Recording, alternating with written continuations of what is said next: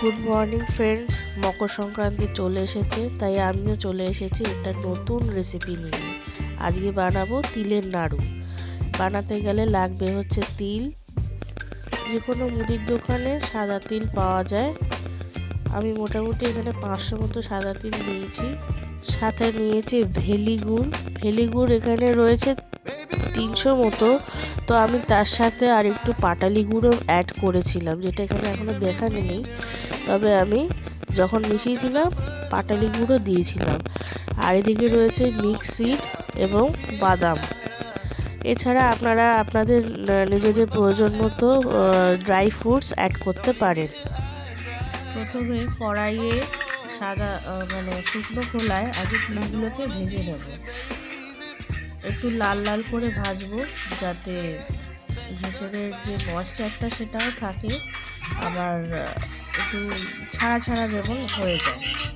হাতে দিয়ে ধরলে পরে বোঝা যাবে যে জিনিসগুলো ছাড়া ছাড়া হয়েছে, মানে ওর গায়ে যে সাদা সাদা ব্যাপারটা লেগে থাকে ওটা এই আগুনের তাপে ছেড়ে যাবে। 5-6 মিনিট কড়াইতে শুকনো খোলা নাড়ার পর তিলটাকে সাইড করে রেখে দেওয়া হলো।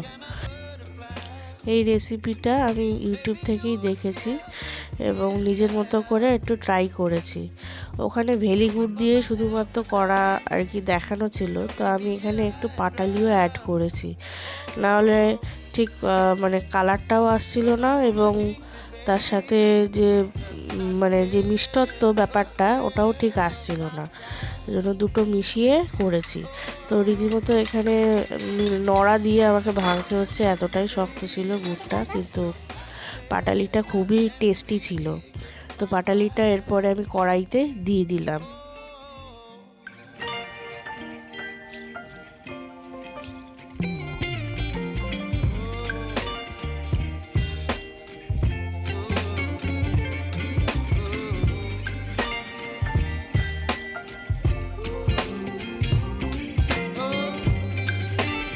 কড়াইতে গুড়টা জাল দেওয়ার পরে গুড়টা এরকম জাল দিতে দিতে একটা সময় এটা হয়ে এসছে আপাতত। তো এটা বুঝবো কী করে যে এটা হয়েছে, তখন এরকম একটা ছোট বাটিতে জল নিয়ে ওপর থেকে ফেলতে হবে। আর হাতটা একটু যাতে চ্যাট চ্যাট করে, সেরকম জেলি জেলি ভাবটা আসবে গুড়ের মধ্যে, এরকম শক্ত হয়ে একসাথে জমাট বাঁধবে। সেই অবস্থায় গুড়টাকে বন্ধ করে হালকা আঁচে রেখে বাকি জিনিসগুলো মেশাতে হবে।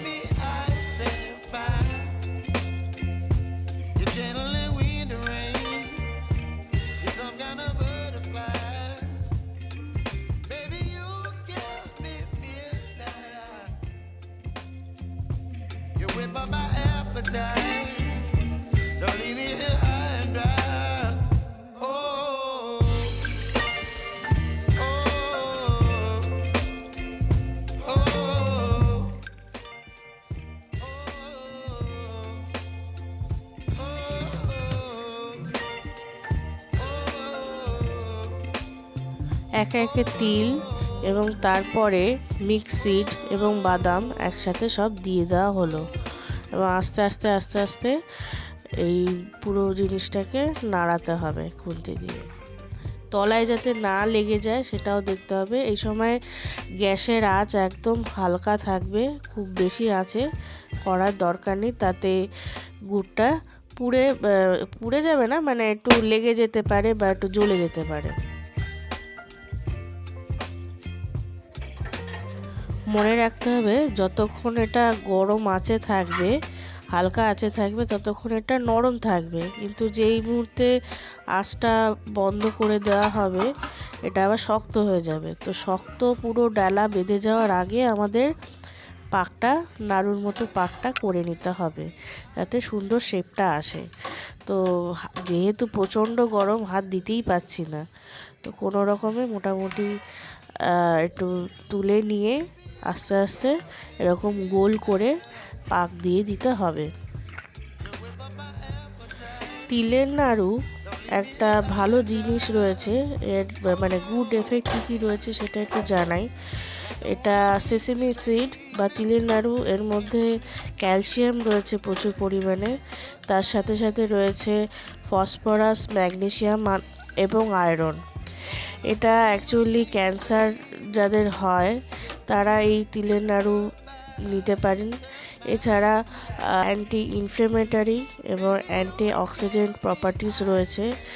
ইমিউনিটি বুস্টিংয়ে সাহায্য করে।